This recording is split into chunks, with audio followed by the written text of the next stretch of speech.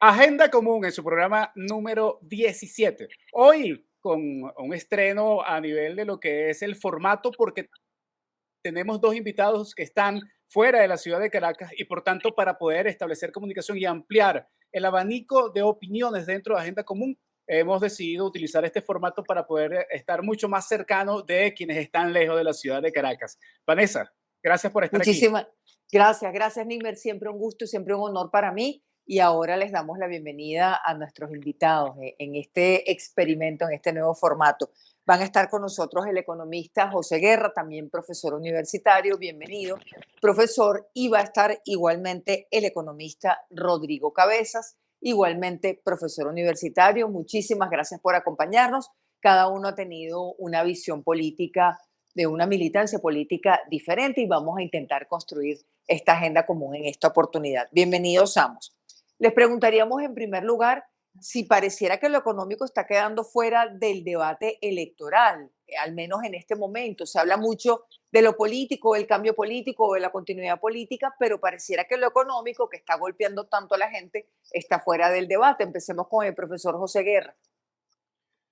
Muchísimas gracias, Vanessa. Muchísimas gracias, Nickmer, por la invitación y un placer estar con Rodrigo, con quien en la vida hemos tenido coincidencias, diferencias y ahora nuevas coincidencias. Efectivamente, la agenda está dominada por lo que tiene que estar dominado para mí, que es el tema político, porque estamos en un país que increíblemente no tiene una fecha de elecciones presidenciales. Usted agarra el globo terráqueo, le da una vuelta y pone un país, Turkmenistán, y se sabe cuándo son las elecciones en Turkmenistán.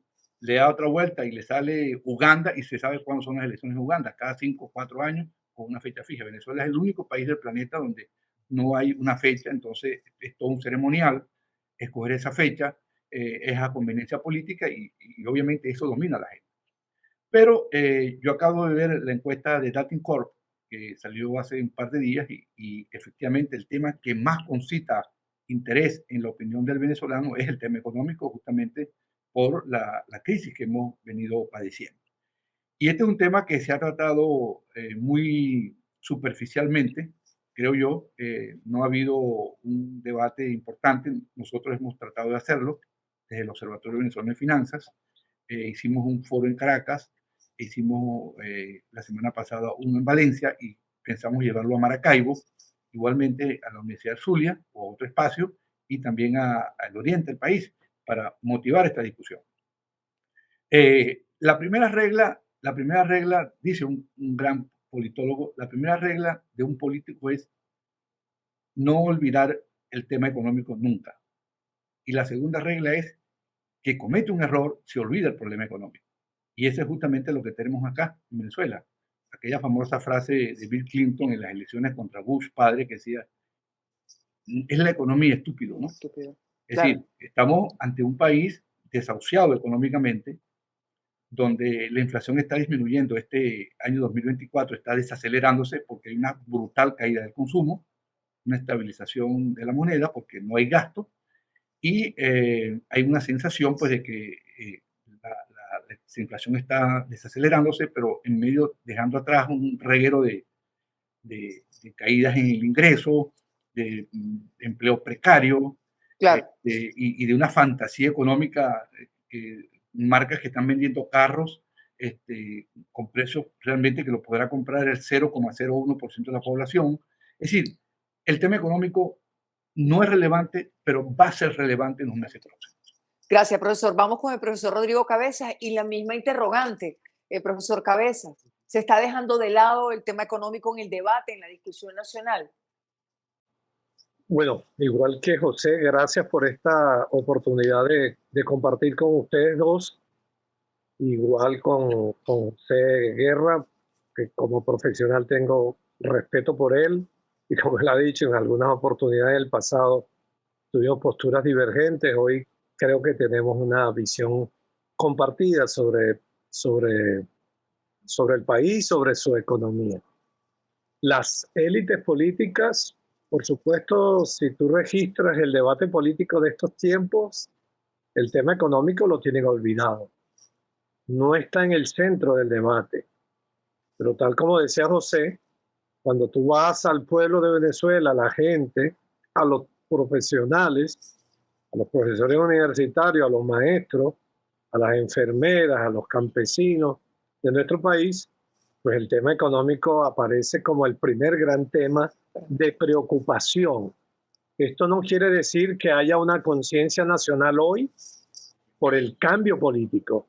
Son dos cosas, porque hay quienes dicen, no, los venezolanos no están ocupados del tema político, no les preocupa. No, cuando tú preguntas en este país, nuestro país, si quieres un cambio político, eso está en el 83% de los venezolanos. Si preguntan cuál es la valoración sobre el gobierno del señor Maduro, pues por supuesto que la valoración es rechazo de la inmensa mayoría, 75, 80%.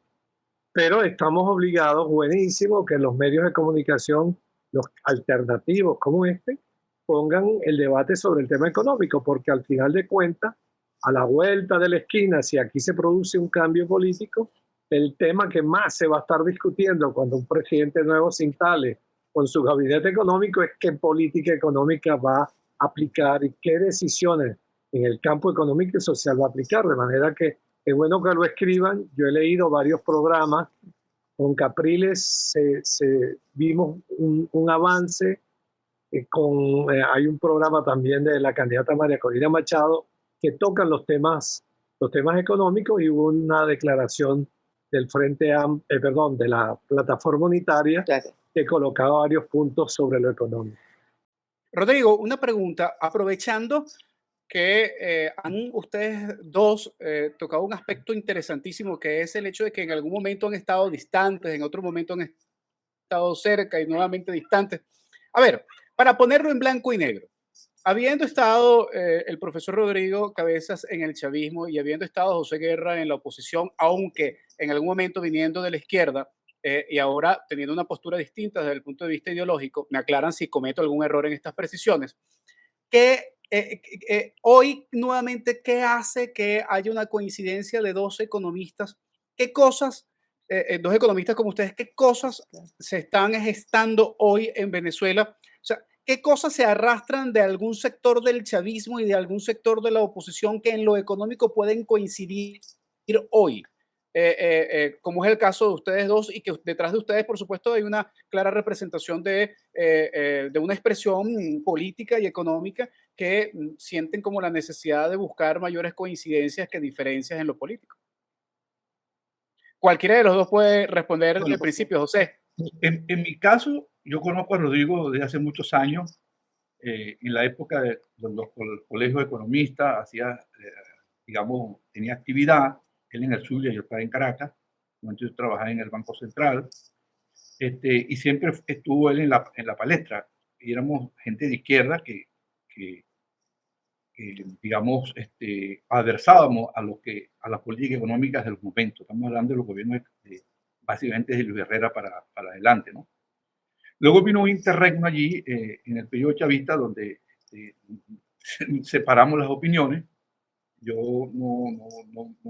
desde el día uno no estaba de acuerdo con el presidente Chávez, y luego las cosas se fueron decantando, pero siempre nos tratamos con respeto, con polémica, pero con respeto, y luego se fueron decantando a partir de la muerte de Chávez, y creo que Rodrigo inclusive rompe antes que el presidente Chávez murió, y entonces la crisis empezó a poner en contacto puntos de vista que eran divergentes, porque yo creo que esto se ha simplificado tanto y lo que hay que hacer es tan básico, tan elemental, que no hay espacio de diferencias fundamentales. Obviamente las hay en matices, en grados, pero lo básico yo creo que está, por lo menos para mí está claro. Creo que inclusive el mismo gobierno parece que da pasos en ese sentido, desmontando cosas que dejó Chávez, tratando de hacer una apertura petrolera desordenada, una dolarización de facto de la economía, liberaron los precios, quitaron los controles sin ninguna ley. O sea, por ejemplo, la ley de precios justos está vigente y los precios no están fijados por la ley de precios justos.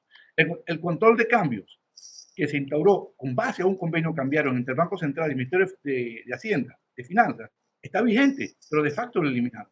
Entonces, yo creo que hay un área de común, cosas básicas que hay que hacer que yo la veo, por lo menos para mí, las tengo claras. Yo creo que el gran objetivo de un programa económico en Venezuela de cara al 2025, que es cuando efectivamente va a haber cambio de gobierno, es el problema de la pobreza. Yo no tengo absolutamente ninguna duda de eso. Yo creo que esa es la gran asignatura pendiente en un país depauperizado, y creo que gobierno que no ataque ese asunto desde el día uno va a tener corta vida. ¿Qué dice el profesor Rodrigo Cabezas en relación con este tema, estos desencuentros y ahora reencuentros por el mismo contexto? Sí, bueno, yo no diría que reencuentro. No, por supuesto, fuimos militantes de la izquierda en los años 90 y comienzo del siglo. Y tuvimos la diferencia, bueno, porque como parte de la izquierda yo adquirí el movimiento popular que significó Hugo Chávez Frías, como lo adhirió el MAS, como lo adhirió PPT, en fin, y ahí tuvimos pues una diferencia en la que hoy yo puedo decir que Teodoro Pekov, José Guerra tuvieron razón. Nosotros nos equivocamos al creer que tras de un gobierno popular que terminó siendo populista o con una visión centralista podía resolverse los problemas de Venezuela, y terminó con lo que terminó. ¿Dónde está la coincidencia hoy? Yo la ubico en el primer nivel, ahí sí político. Sí, creo que José Guerra y yo somos venezolanos que queremos el cambio en Venezuela, y el cambio para democratizar a Venezuela, porque perdimos la democracia, para conseguir libertad, para que él pueda venir donde está exilado, venga a Venezuela y que sus opiniones como científico social no sean condenadas, o que sea la posibilidad que tenga una cárcel por destino, porque piensa distinto, porque opinó como diputado de una u otra manera. Entonces la coincidencia política yo la rescato plenamente, y la rescato con mucha gente de centro y de centro derecha, con la que ayer fuimos, digamos, adversarios políticos, más no enemigos. Y hemos avanzado porque hemos cambiado, Vanessa, hemos cambiado, Evans. Hemos cambiado, no somos los mismos de comienzo de siglo, unos ortodoxos, otros marxistas, unos aplicados tal política. La vida nos ha enseñado a ser cada vez menos dogmáticos, nos ha enseñado cada vez más a oír más, cada vez a aceptar la idea de que la ciencia económica no hay verdades absolutas. Y en este momento creo que también coincido con el economista José Guerra en líneas generales con relación al qué hay que hacer. Que ya lo vamos a ver. El 10 de enero del 2025. Vanessa, yo quisiera aprovechar allí nada más que un inciso sobre el tema de la izquierda, ¿no? Es decir, yo evidentemente tengo formación de izquierda desde los 18 años. Creo que los textos fundamentales los he leído, y de hecho escribí un libro sobre el tema del socialismo en Venezuela. Pero lo que llamamos derecha, que es la onda que hay en América Latina, no es la posición que yo comparto hoy. Sí, yo entiendo lo de Milei como fenómeno, país hastiado de la corrupción del peronismo, y dio un giro fundamental.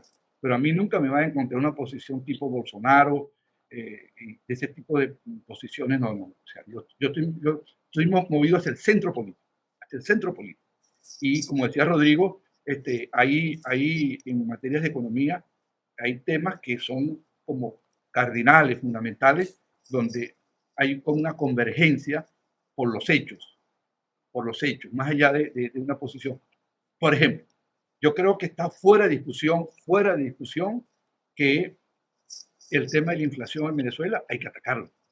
Tal vez la podemos definir como que la economía tiene que crecer para generar recursos, porque si la economía no genera ingresos, no hay nada que distribuir. Claro. Es claro que la economía tiene que diversificarse. Son cosas, o sea, nosotros parece que estuviéramos devolviéndonos a 40 años atrás, donde esos eran los temas que discutíamos nosotros cuando estábamos en la izquierda: diversificar la economía, crear empleos de calidad, mejorar la distribución del ingreso. Eso está vigente desde mi punto de vista, y más vigente hoy que nunca. Si yo acabo de terminar un libro que va a salir, que se llama 25 años perdidos, donde, o sea, el medido por el indicador convencional. ¿Le parece que se han perdido? Perdimos 25 años como país, profesor, realmente. Por supuesto que lo perdimos. O Si el tamaño de la economía hoy, de la economía en el 2023, el año que acaba de terminar, es 65% inferior al que tiene en el 2012 cuando Chávez murió. Por supuesto. Le podemos Rodrigo, preguntar a Rodrigo qué claro, piensa sobre Rodrigo, eso. perdimos 25 años, se perdieron por completo. Bueno, medidos por el PIB, sí. La economía venezolana llegó en el 2012 a estar en 350.000 millones Sí. de dólares de valor. Sí, claro, del PIB. En términos de la producción, en términos del valor del PIB, de la producción nacional. Hoy, como dice José, es 55.000 millones de dólares, de manera que el derrumbe en términos de la capacidad de producción es tremendo. Y en términos de industria, los números hablan. Cuando llegó Hugo Chávez a la presidencia, en Venezuela había entre las grandes, pequeñas y la mediana industria manufacturera unas 12.000 industrias. En el 2012 andaban en 7.000, Vanessa, pero ahorita son 2.200. Quiere decir que se ha reducido sustantivamente el tema de la economía. Y la pobreza, ni que hablar. Es decir, eso nos coloca entonces nuevamente en un punto de coincidencia por lo que ambos están planteando. Ahora, yo quisiera volver al tema electoral, Nigmer, y los profesores, porque Vanessa, pareciera pero los Vanessa, anunciantes. antes de buscar más coincidencias, que seguramente la vamos a encontrar, vamos a nuestra sección de nuestros patrocinantes de Agenda Común. Sí, Nigmer, y en nuestros patrocinantes nosotros tenemos que, como siempre, hacer nuestras nuevas incorporaciones. Tenemos la incorporación de la Academia de Estudios El Futuro es Hoy, una academia en la cual, si usted se acerca a nosotros, va a poder encontrar cursos especiales sobre empatía, sobre tolerancia, sobre coexistencia y sobre convivencia pacífica. También tenemos cursos rápidos. Si necesitas una formación express porque tienes un evento familiar y necesitas, por ejemplo, aprender cómo comportarte con una persona que piensa distinto de ti, en nuestra academia El Futuro es Hoy te preparamos para esa Venezuela del presente y esa Venezuela que vendrá. Y nuestro patrocinante fijo, Estrella. ese que siempre está con nosotros, Zapatería del Otro. Lo invitamos a que se calcen los zapatos del otro de la otra y así usted va a poder sentir una nueva forma de caminar. Tenemos distintos modelos entre los que destacan las colecciones Coincidencia y Tolerancia. Conozca lo que se siente caminar con los zapatos del otro y descubra una nueva forma de caminar.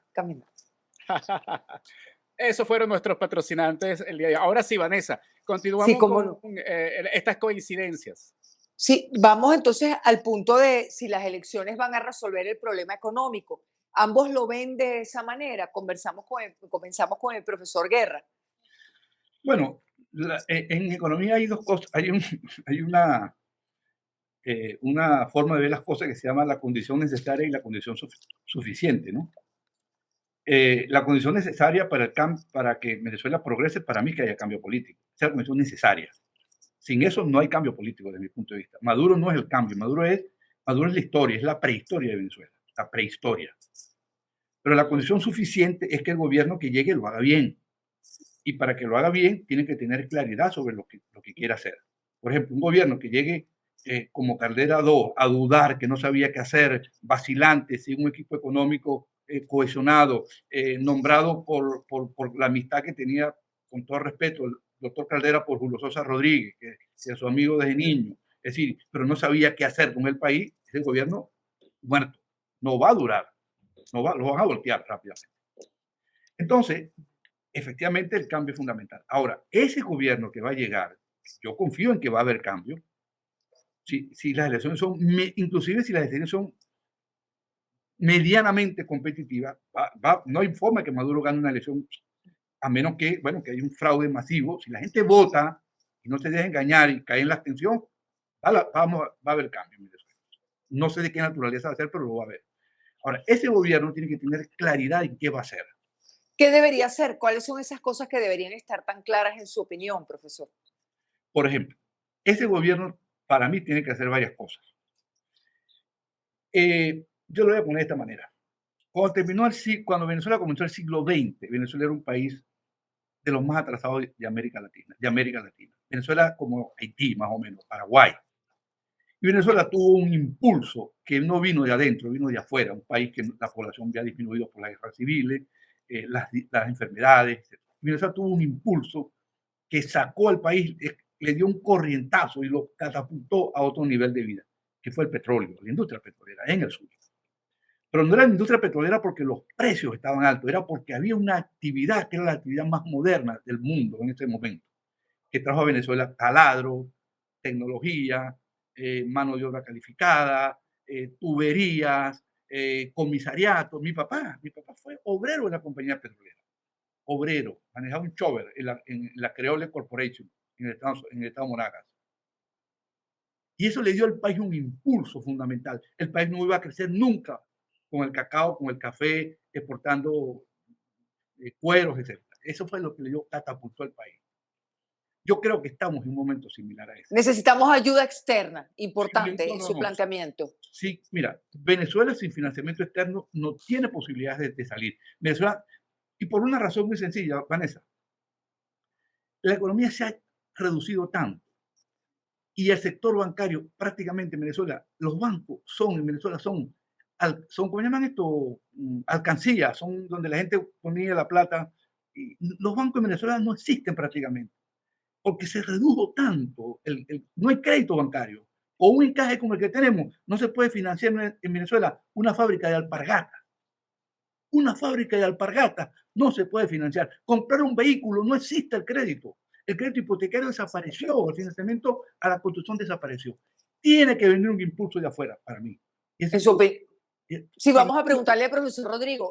Rodrigo, no, ¿qué piensas? Adelante, pues. Déjame terminar estas dos cosas. ¿Cómo no? Uno, yo creo que con todos los problemas que hay en la industria petrolera, el petróleo es el factor fundamental. Si Venezuela logra aumentar la producción a razón de 100.000 barriles de petróleo día a año, o sea, nos colocamos en 2 millones en un año y medio, 2 años, 3 años, el país va a tener un impulso, en primer lugar. Y en segundo lugar, el tabú, el Fondo Monetario Internacional. Yo he sido crítico de los programas monetarios del Fondo Internacional. Eran recesivos, contractivos, pero es que este Fondo Monetario que tenemos ahorita no es el fondo que teníamos hace 30 años. Eso cambió por las propias realidades políticas y geopolíticas del mundo. ¿Qué ocurre ahora? Nosotros tenemos en el Fondo Monetario Internacional 5.100 millones de dólares que asignó la directiva del fondo a Venezuela, a todos los países, pero a Venezuela tocó, según su cuota, 5.100 millones de dólares que no se pueden utilizar porque no hay reconocimiento ni a Maduro ni a nadie. Entonces, la plata está ahí, se puede estar en el fondo. Y además, el fondo tiene lo que se llama la línea rápida de financiamiento, que en el caso de Venezuela serían 3.000 millones de dólares sin condiciones. No es un programa de ajuste, sin condiciones, porque es un país que está en emergencia. Es lo que va a apelar ahora Chile, probablemente por los incendios que tiene, otros países que han apelado en crisis humanitaria o desastres naturales. Y nosotros no podemos. No podemos acceder a ese fondo. Si nosotros, con un gobierno nuevo, vamos al Fondo Monetario Internacional el día 1, en 15, 20 días, sin revisión, sin el artículo 4, que no se hace desde el año 2013, 2010, 2012, podemos tener 8.000 millones de dólares. Profesor, vamos a escuchar al profesor Rodrigo Cabeza, que usted ha puesto varios puntos polémicos. Ayuda externa, petróleo, Fondo Monetario. Esos no son préstamos, esos son accesos a los recursos que son de Venezuela. Porque Venezuela es como si fuera parte de un banco, soy socio y no puedo acceder al capital que tengo allí. Esto no es un préstamo, es los recursos nuestros. Rodrigo, adelante, lo escuchamos. Rodrigo, PDVSA, ¿se puede vender acciones de PDVSA? El Fondo Monetario. Hay que privatizar PDVSA, el Fondo Monetario. Ahí te dejó, bueno, 2 pelotas, Guerra. Vamos a ver cómo las maneja. Mira, a partir de la pregunta inicial, yo debo decir que soy profundamente optimista por conocer la historia de nuestro país, la economía, sus fortalezas, las posibilidades de que el cambio de gobierno significará prosperidad, progreso, y si lo hacen bien desde el punto de vista económico, Venezuela va a recuperar la senda prodigiosa de crecimiento económico, de estabilidad, pero fundamentalmente de bienestar colectivo. Creo que cuando intento sistematizar ese porvenir, esos 5 años 2025, 2030, esos 6 años, Ujú. me guían cuatro líneas, ¿no? Coincidiendo algunas con José. La primera de ellas es el tema petrolero. La primera, el motor primero a encender en la economía venezolana es el motor petrolero. Sigue siendo la principal fuente de divisas más importante que tenemos en nuestra mano y que además sabemos de eso, de petróleo. Hay una experiencia histórica y si la mitad de los expertos petroleros venezolanos que están en el mundo regresan, tendremos garantía de una industria petrolera que recupere la inversión. Ahora, hay una discusión sobre privatización o no. Yo lo resuelvo así. De 1976, cuando se nacionalizó la industria petrolera, hasta que llegó Hugo Chávez, la industria petrolera produjo un ingreso sustentable para Venezuela, crecimiento de la producción petrolera. En los primeros 12 años de Chávez, igualmente se mantuvo en promedio unos 3 millones de barriles con asociaciones petroleras. ¿Por qué no hacerlo ahora? Creo sí que habría que hacer unos ajustes en, digamos, en las condiciones de impositiva, la regalía bajarla algo, el impuesto sobre la renta, pero tengo la certeza que las petroleras inversionistas planetarias van a venir con una relativa ajuste de la carga fiscal en Venezuela. Segunda cosa, coincido con José ahí, la pobreza.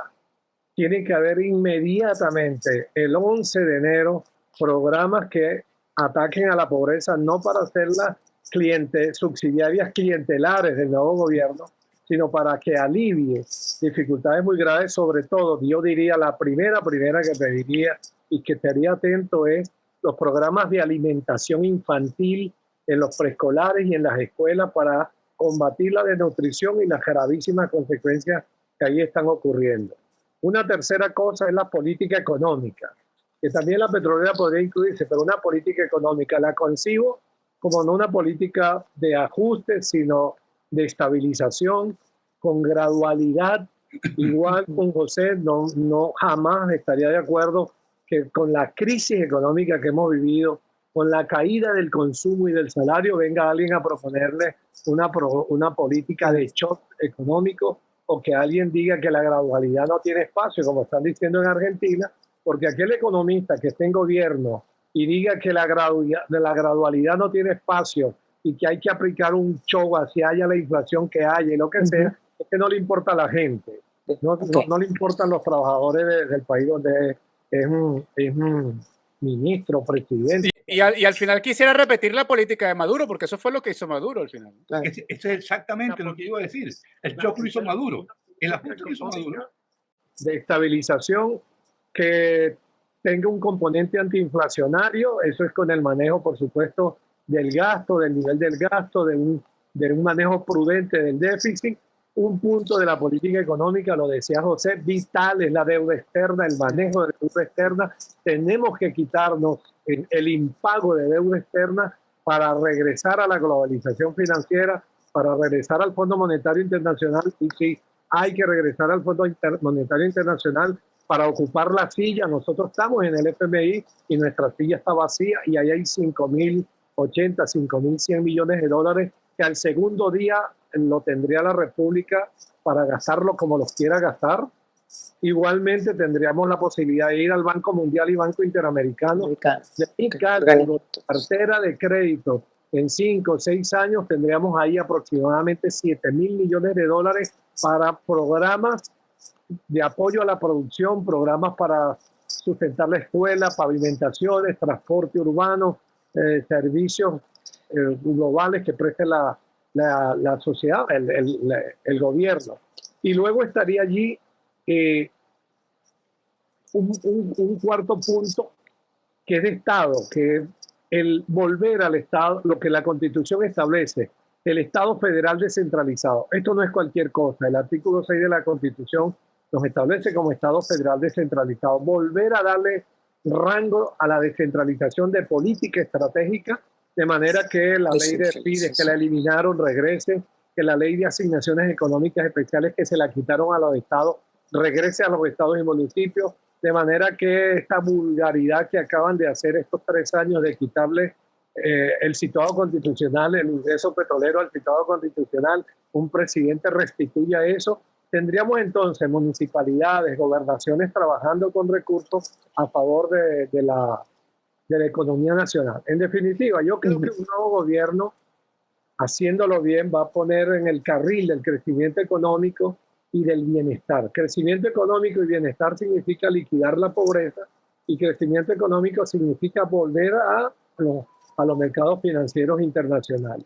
Necesitamos un pacto. Con eso cierro, y supongo que el nuevo gobierno no va a dar razones, encarcelando gente, torturando gente, cerrando partidos políticos, exilando parlamentarios para que venga la comunidad internacional a sancionarlo. Estaremos libres de eso porque habrá más democracia.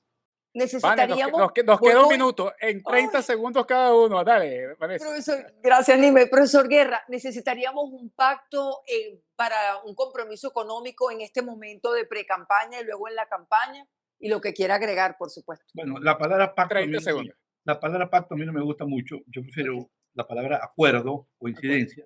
Yo creo que este es un tema de Estado, como dijo Rodrigo. Esto es un tema nacional, donde las líneas tienen que estar perfectamente delimitadas.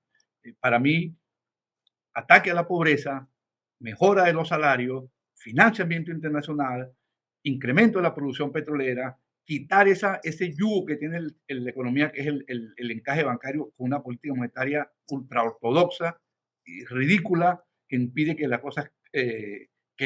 actividad económica no petrolera se pueda financiar. Yo creo que eso está clarísimo, y lo que hay que buscar la manera, pues, de instrumentarlo lo más pronto posible. Aquí no se puede perder un día. Mira, para que tengamos una idea, y con esto voy a cerrar mi parte, para que tengamos una idea de dónde estamos. Si Venezuela creciera 7% anual, para llegar al nivel que teníamos en el 2012, partiendo de lo que cerramos en 2024, se necesitan 27 años. 27 años para que ustedes vean la magnitud del desastre que hizo Nicolás Maduro. Creciendo 7%, que es una tasa de crecimiento alta. Necesita entre 25 y 27 años para recuperar lo que perdiste y volver al nivel de vida y de ingreso que tenía en el 2012. Para que cuantifiquemos y no le engañemos a la gente. Que no le engañemos a la gente. Hay que decirle la verdad de dónde estamos y qué es lo que hay que hacer. Rodrigo, gracias, profesor. Rodrigo, adelante. 30 segundos. Bueno, mira, soy tremendamente optimista de que la sociedad venezolana va a consensualizar un camino. La prioridad es la política ahorita. No hay posibilidad de un cambio económico sin el cambio político, y creo que Venezuela va a votar por un cambio político para que los que allí estén hagan una estrategia económica de crecimiento económico y de estabilización económica, de derrota o de combate a la pobreza, de levantamiento de la actividad petrolera con mucha inversión, y de volver a reposicionar a Venezuela en el mercado financiero internacional. Es posible, José, que incluso, lo que pasa es que no lo vemos ahorita, el nivel de optimismo, el nivel de crecimiento de la economía va a irradiar la sensación de que estamos consiguiendo bienestar por lo que se va a hacer en la economía nacional, y pudiéramos tener tasas de crecimiento quizás hasta de 10%. Ya la economía venezolana las tuvo en los años 50, la industria venezolana creció entre 8 y 10% en los primeros años de los años 60, de manera que pudiéramos decir que va a haber un sustentable crecimiento económico. Soy optimista, y lo que hay que producir y luchar es para el cambio político. Bueno, y con el optimismo de Rodrigo y con los señalamientos y también optimismo de José Guerra, pues agradecemos mucho la participación de ustedes el día de hoy en Agenda Común. Y ahora, Vanessa, pasaremos a nuestra sección de conclusiones.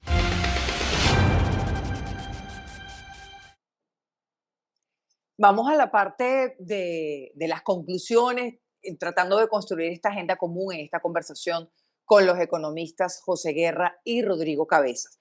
Por ejemplo, José Guerra dice que en este momento el énfasis está en lo político, pero que debería estar en lo económico cuando hablamos de la agenda de discusión nacional. Nímer, ambos coinciden, tanto el profesor Rodrigo Cabezas como el profesor José Guerra, en que las élites políticas en este momento están dejando de lado el tema económico, aun cuando el tema económico es el que la gente considera el más importante para poder asumir su vida cotidiana. Hay coincidencia también en ambos en cuanto hay que en este tema, Nímer, de la lucha contra la pobreza. Dicen que lo importante de cualquier política económica debe ser el beneficio de la población y en este caso eso pasa por la lucha contra la pobreza. Hablan también en que coinciden ambos en que ambos quieren un cambio político para que haya un cambio en la política económica. Hay coincidencia también en algunos elementos del abordaje económico que habría que hacer. Por ejemplo, uno muy importante, acudir al Fondo Monetario Internacional para recurrir no tanto con el condicionamiento que podría imponer el Fondo Monetario Internacional, sino recurrir a los recursos que soberanamente el Estado tiene allí, aproximadamente unos 3.000 millones de dólares, Nímer. También es importante, Vanessa, observar cómo al inicio de la conversación se demuestra que hay se cierra una brecha entre el chavismo y un sector de la oposición. Viniendo Rodrigo del chavismo, viniendo de la izquierda fundamentalmente, y José también viniendo de una izquierda, no, además reconociéndose no de derecha. Creo que es importante observar cómo se reagrupa nuevamente un sector amplio de la población venezolana que tiene unas ideas moderadas hacia centro izquierda, que están empezando a ganar nuevamente terreno, especialmente están empezando a verse de lado y no de frente, o sea, como iguales. El chavismo quizás rompió eso de estás conmigo, no estás. Ahora, con las diferencias posibles, la gente de izquierda vuelve a verse entre sí misma. También es importante resaltar el hecho de que los dos coinciden, Vanessa, de manera determinante, que se perdieron 25 años en lo económico. Bueno, podríamos decir que también en lo político en algunos aspectos, pero en este caso ellos dos en lo económico coinciden que por lo menos a nivel del PIB se perdieron, o sea, se tiraron por la ventana al punto de que la recuperación la proyecta José Guerra igual en 25, 35 27 años, 27 años y Rodrigo es un poco más optimista, con un promedio de crecimiento del 10%, por supuesto eso bajaría a unos 20 años, pero también coinciden entonces en el hecho de que recuperar esto va a tardar algún tiempo. Interesante la coincidencia que tú has afirmado sobre el tema del Fondo Monetario Internacional sin requerir endeudarse más, sino solamente con lo que ya se tiene, y el tema del ataque a la pobreza como la acción del día uno. Y un elemento para el cierre de estas conclusiones es que los dos coinciden en que debe haber menos dogmatismo. Muy importante, Nímer. Hay más puntos en común de los que la gente podría pensar entre economistas como Rodrigo Cabezas y José Guerra. Y seguimos el trabajo de agenda común, de encontrar esos puntos de coincidencia y además de ver cómo se puede articular una agenda para el 2024, 2025 y para el futuro de Venezuela. Muchísimas gracias, Vanessa, siempre por estar con nosotros compartiendo en agenda común. Doble vía, punto de corte en una alianza estratégica, además a través de todas nuestras plataformas, y muchísimas gracias a Joseph Pineda por todos los malabares técnicos que hace para que estemos nosotros compartiendo con ustedes todos los lunes a las 7 de la noche. Muchísimas gracias.